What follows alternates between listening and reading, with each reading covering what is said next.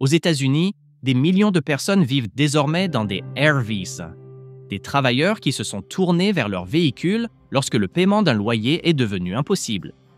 Mais une nouvelle loi cible ces maisons sur roues, donnant aux autorités locales le pouvoir de les saisir et de les vendre aux enchères sans préavis. 11 États l'ont déjà approuvé. Les responsables parlent de réglementation. Les critiques dénoncent une forme d'effacement. Quoi qu'il en soit, cette loi transforme le sans-abrisme d'une crise en un crime. Derrière chaque dépanneuse se cache une vie qui est détruite, légalement, efficacement, invisiblement. Et voici ce dont personne ne parle. La même politique utilisée aujourd'hui contre les résidents de RV pourrait être utilisée contre vous demain. Laissez-moi vous expliquer comment. Le règlement qui a tout changé.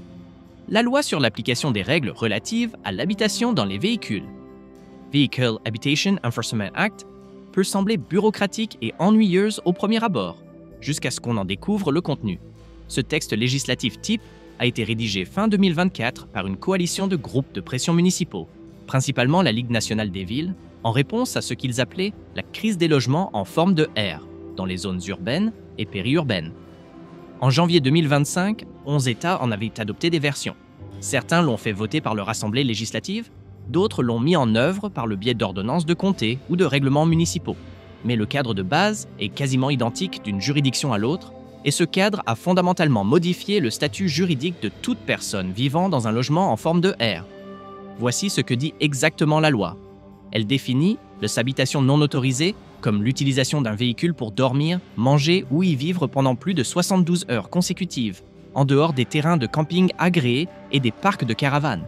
Elle considère comme preuve d'usage résidentiel, notamment la présence de literie visible par les fenêtres, de nourriture stockée autre que du matériel de camping, d'effets personnels indiquant une occupation permanente, de réservoirs d'eau usés régulièrement utilisés, de branchements à l'eau ou à l'électricité, de courriers livrés au véhicule, ou encore la présence d'une personne déclarant le véhicule comme résidence principale. Et voici le point qui donne un pouvoir considérable à son application.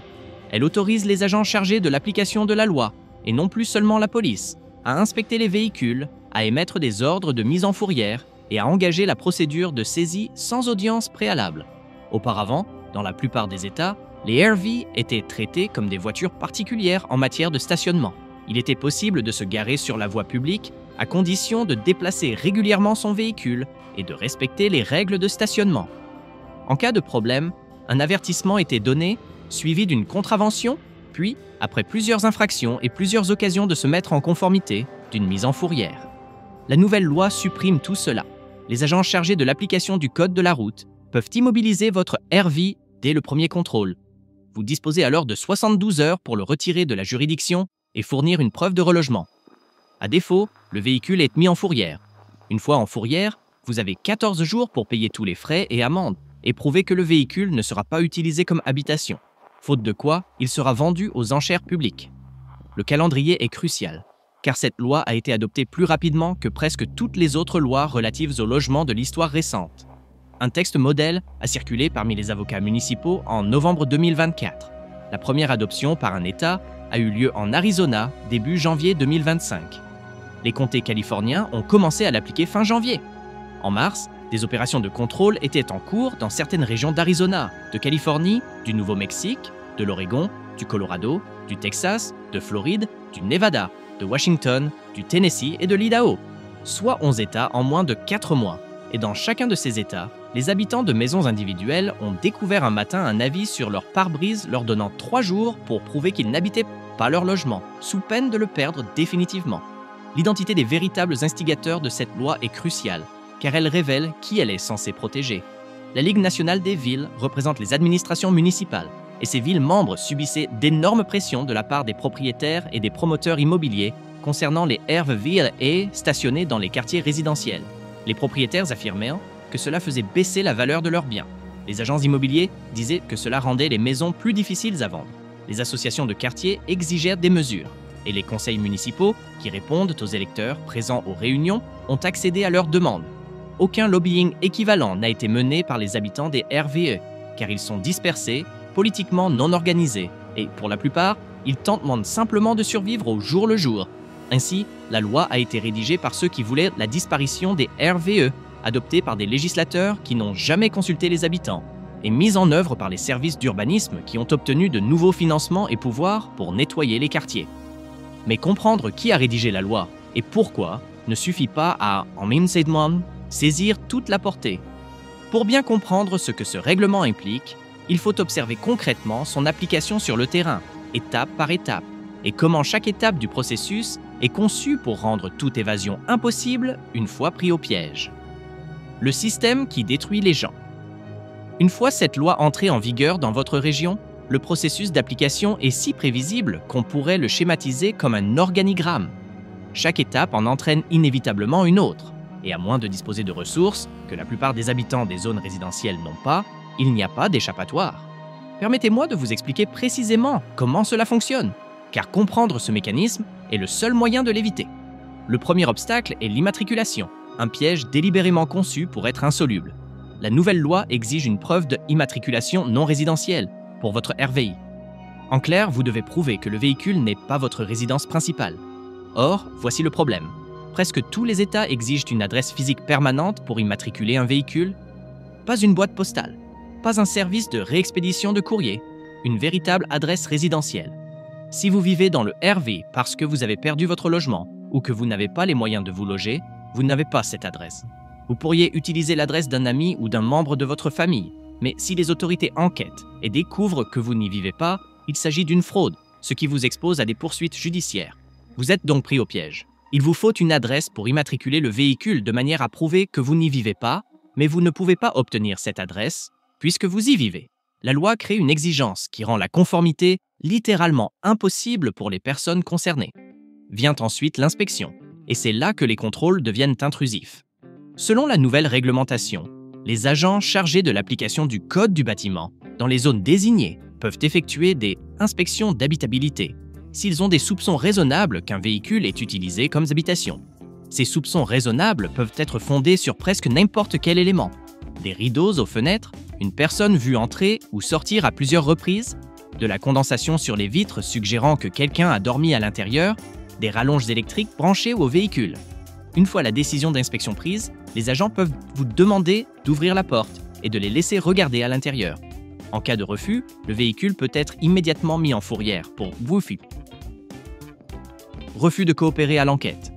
Si vous les laissez entrer, ils recherchent de la literie, des réserves alimentaires, autres que celles considérées, comme du matériel de camping, des effets personnels indiquant une occupation permanente, des réservoirs d'eau usés régulièrement utilisés et tout branchement au service public. S'ils trouvent des preuves d'habitation, ils apposent un avis sur le véhicule. Vous recevez alors un avis apposé sur la porte, vous informant que vous avez 72 heures pour retirer le véhicule de la zone concernée et fournir des justificatifs de solutions de logement alternatives. 72 heures, 3 jours, et vous devez prouver que vous avez un autre logement. Il ne s'agit pas simplement de quitter la région. Vous devez fournir des documents attestant de votre déménagement, un contrat de location, une facture d'hôtel pour au moins 30 jours ou une lettre d'une personne confirmant votre emménagement. Si vous ne pouvez pas fournir ces documents ou si vous déplacez simplement votre véhicule dans un autre quartier de la même ville, les services d'urbanisme peuvent ordonner sa mise en fourrière immédiate. Et c'est là que les problèmes financiers commencent. Les frais de fourrière commencent dès que la dépanneuse prend en charge votre véhicule. Le remorquage d'un camping-car varie de 200 $ pour un petit fourgon aménagé à 800 $ pour un grand camping-car de classe A.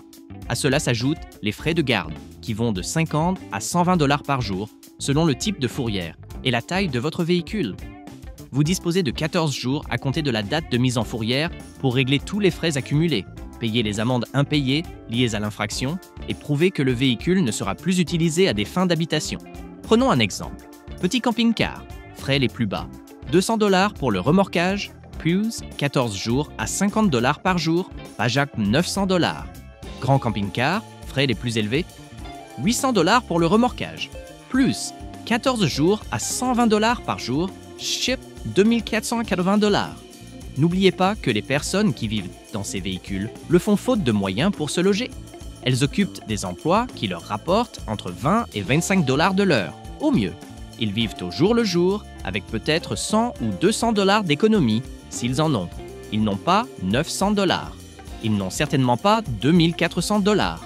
Ils ne peuvent donc pas récupérer leur véhicule. Au bout de 14 jours, Si les frais restent impayés, le véhicule est mis aux enchères publiques. La municipalité inscrit une hypothèque sur le véhicule pour le recouvrement de tous les frais et coûts.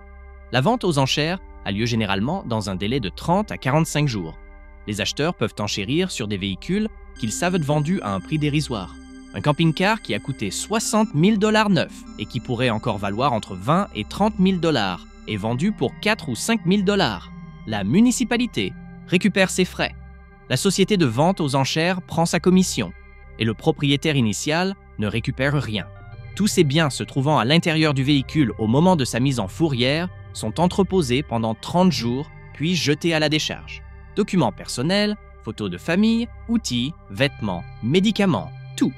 Il existe une procédure pour récupérer ces effets personnels, mais elle exige de se présenter pendant les heures d'ouverture, ce que la plupart des gens ne peuvent pas faire s'ils travaillent. De plus, on a droit à une seule visite, 20 minutes, 2 cartons. Tout ce qui ne rentre pas est détruit. Et voici le dernier rebondissement, celui qui révèle l'échec total de cette loi. La personne qui vient de perdre son véhicule se retrouve à la rue, sans rien, sans abri, sans moyen de transport, sans possession. Elle a toujours besoin d'un endroit où dormir, mais elle n'a même plus la protection minimale d'un véhicule. Si elle travaillait, elle a probablement perdu son emploi, soit parce qu'elle ne peut plus s'y rendre, soit parce qu'elle a manqué des heures de travail à cause de la crise des fourrières, soit parce qu'elle n'a plus d'adresse ni de numéro de téléphone valide. Si elle bénéficiait d'aide sociale, celles-ci sont interrompues car les travailleurs sociaux ne peuvent plus la joindre. Si elle avait des enfants scolarisés, ces derniers se retrouvent sans abri, sans même un véhicule pour dormir. La loi censée lutter contre le sans-abrisme n'a fait qu'aggraver le problème, car au moins, lorsqu'on possède un véhicule, on a un toit, la sécurité et la possibilité de se déplacer. Enlever cela, c'est plonger une personne dans la misère la plus totale. Mais elles ne sont plus visibles dans une grosse RVE garée dans une rue résidentielle, donc du point de vue de la ville.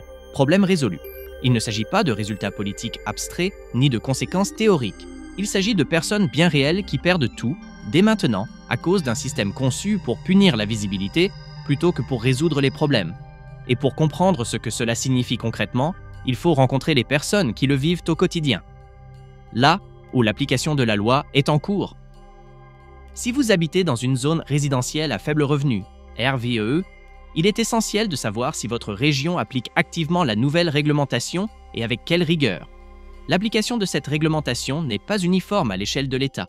Elle est concentrée dans certains comtés et villes, généralement des métropoles où le coût de la vie est élevé et où la présence de ces populations a généré une pression politique suffisante. Cependant, cette tendance se répand rapidement et les régions qui n'appliquent pas encore la réglementation observent les villes qui l'ont déjà mise en place afin de déterminer si cette approche est politiquement efficace. L'Arizona a été le premier État à mettre en œuvre une application exhaustive de la réglementation en commençant par le comté de Maricopa en janvier. Phoenix, Tempe et Scottsdale effectuent des contrôles mensuels depuis février. Tucson a commencé à appliquer la réglementation en mars. La Californie a adopté une approche plus fragmentée, mais globalement plus proactive. Les comtés de Riverside et de San Bernardino ont commencé à appliquer la réglementation fin janvier. Le comté de Los Angeles a lancé un projet pilote en mars dans certains quartiers.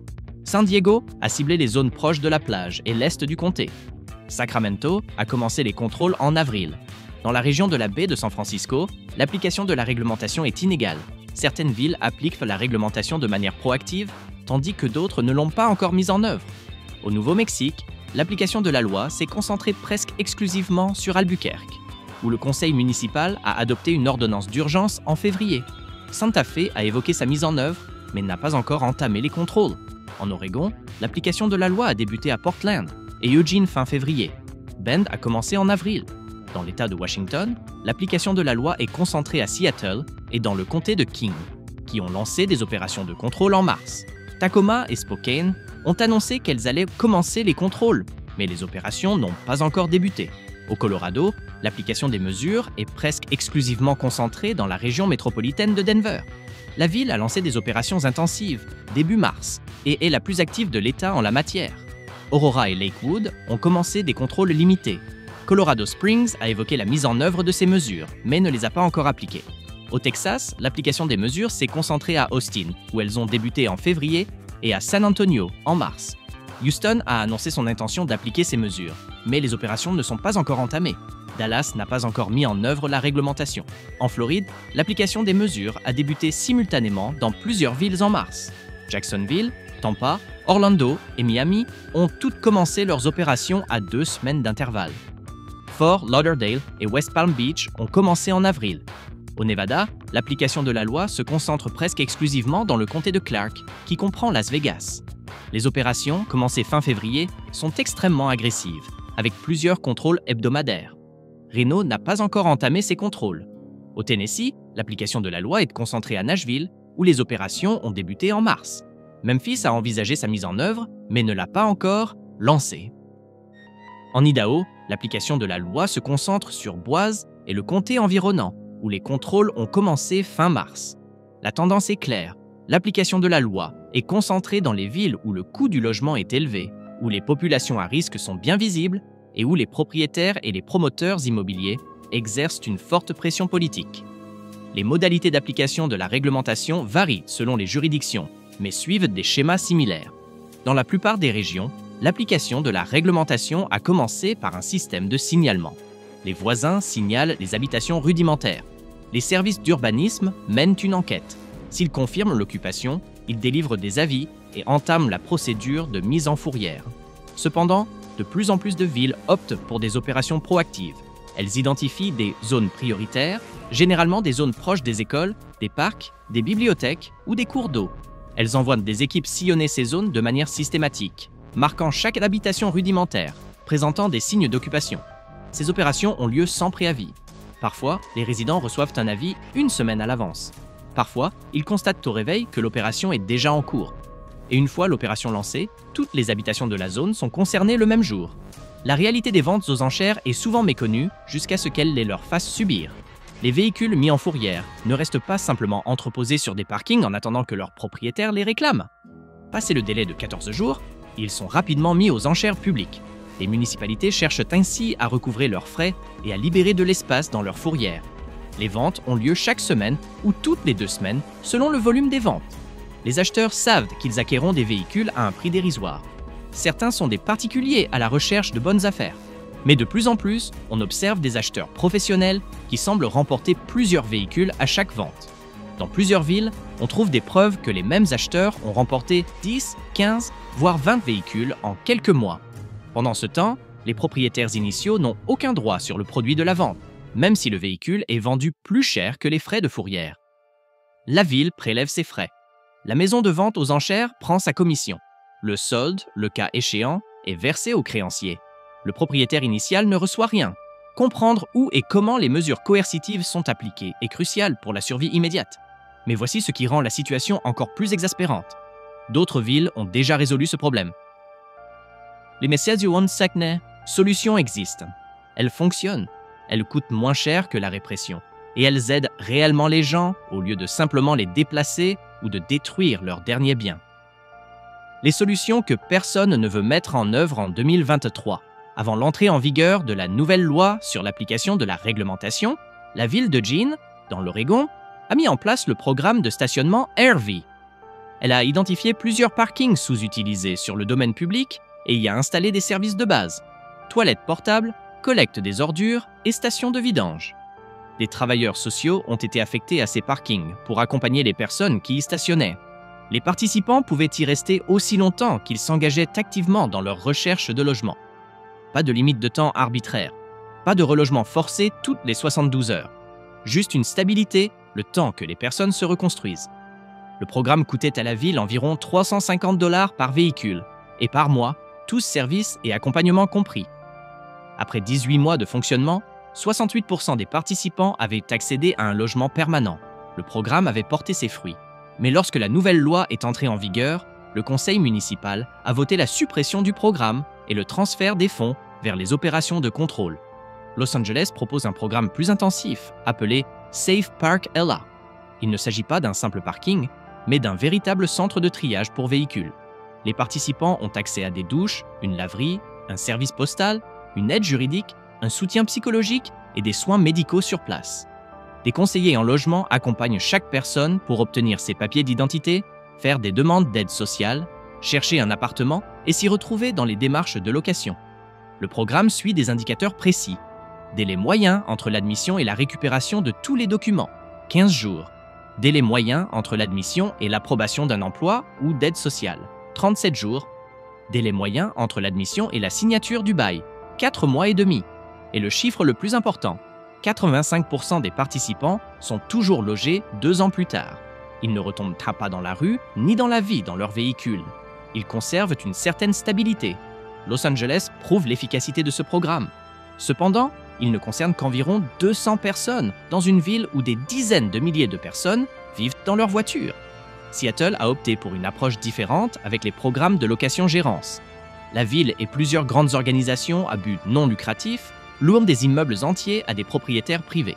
Elles sous-louent ensuite des appartements à des personnes sortant de la rue. Aucun contrôle de solvabilité ni d'antécédents, hormis la consultation du registre des délinquants sexuels, n'est effectué. Il n'est pas nécessaire de justifier de revenus équivalents à 3 fois le loyer. Un simple bail et un référent social suffisent. Les participants paient 30% de leurs revenus pour le loyer, quel que soit leur montant. Le programme prend en charge la différence au départ.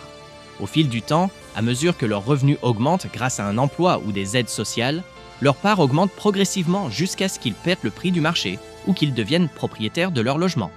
Les analyses montrent que les personnes logées en location-gérance ont 6 fois plus de chances de conserver un logement stable après 2 ans que celles qui accèdent directement au logement sans accompagnement, après avoir vécu dans la rue ou dans leur véhicule. Mais que les villes choisissent de mettre en œuvre de véritables solutions ou de continuer à faire appliquer la loi, si vous vivez actuellement dans une zone à risque, RVE, vous devez savoir comment vous protéger en attendant que la situation change. Ce que vous devez faire maintenant.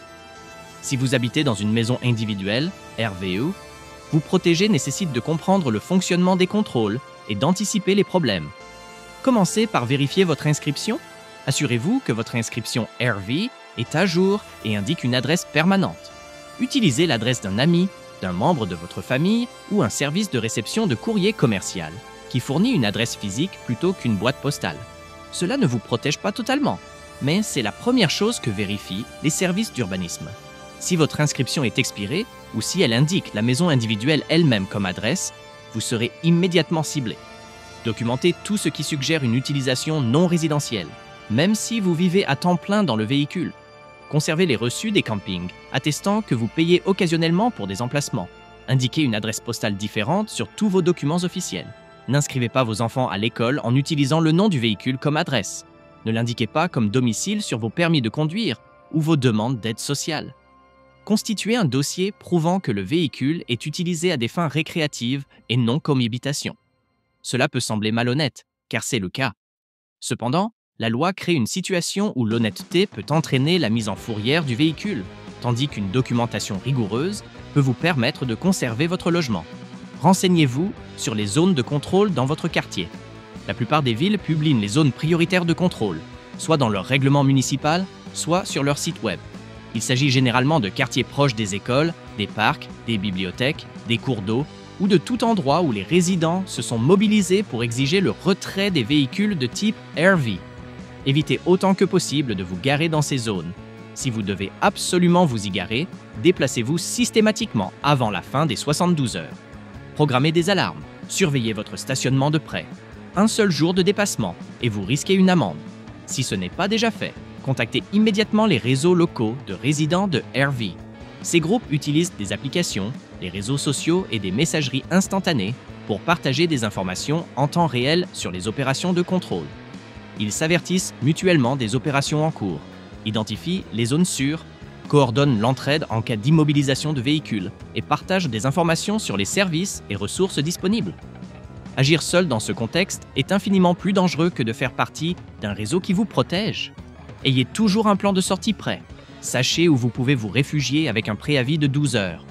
Prévoyez suffisamment de carburant pour le trajet. Gardez vos documents importants, vos médicaments et vos objets irremplaçables dans un sac à portée de main. Si vous recevez un préavis de 72 heures, n'attendez pas de voir s'ils sont sérieux. Ils le sont. Partez immédiatement. Déterminez la suite des démarches une fois hors de leur juridiction. Restez en espérant obtenir un délai supplémentaire ou un arrangement. C'est risquer de tout perdre. Ce qui se passe ici ne se résume pas à des lois. Ce sont des vies qui se brisent en silence, une dépanneuse après l'autre. Si vous n'avez pas encore vu notre dernier reportage approfondi, il vous plonge au cœur d'une ville où cette crise a atteint son point de non-retour, un endroit où même les forces de l'ordre ont commencé à se retirer. Vous y découvrirez comment nous en sommes arrivés là et ce qui pourrait nous attendre. Et si vous souhaitez continuer à suivre l'actualité concernant l'effondrement caché du marché immobilier américain, abonnez-vous et activez les notifications.